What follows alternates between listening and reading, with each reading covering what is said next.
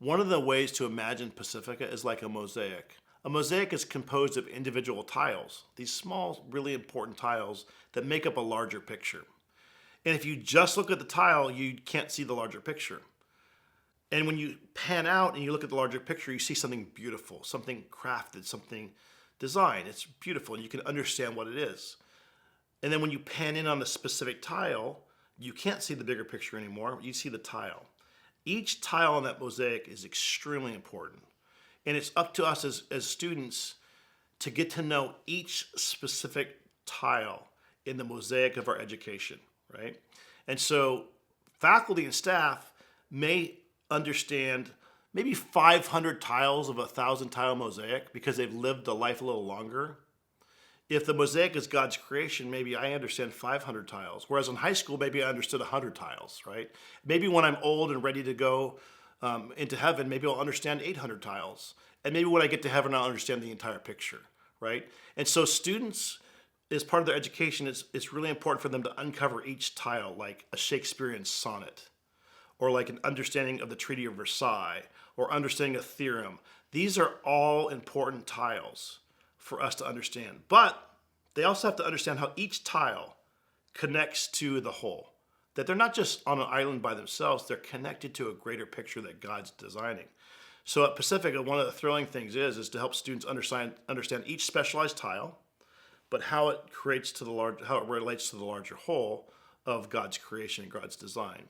And so can you specialize in economics in college? Yes. Can you specialize in architecture in college? Can you specialize in engineering in college? Certainly. Can you specialize in certain areas at Pacifica? You can. But one of our goals is to help students see the bigger picture as well, not just each individual tile. Because if you know the tiles and then know the bigger picture, that's more of a life of flourishing. So at Pacifica, it's important for each student to examine and explore different topics. So in physics, they're going to explore many different topics in physics and to get to know those really, really well. But we also want them to learn the art of poetry, of writing and reading poetry. We also want them to be well-read in humanities. We want them to be learning languages, doing the arts. We love them to be working on their body and physical education, sports, those type of things. A number of years ago, we brought on a teacher who had his undergraduate degree in engineering and his graduate degree in business. And so when we began to talk about ideas and things, he was really well-versed in science and math, economics and business, and kind of understood the world that way. But he was also really well read in history, which I was surprised by how much history he had read as well. He had one of his favorite presidents was Lincoln. He'd read Lincoln's debates, his speeches, all those type of things. And so it was really cool to understand that side of him too. And so that's the kind of student we're trying to put together at Pacifica, students that can specialize in the area but are well-rounded. It's kind of a liberal arts education where students are getting depth in a certain subject but also breadth as well.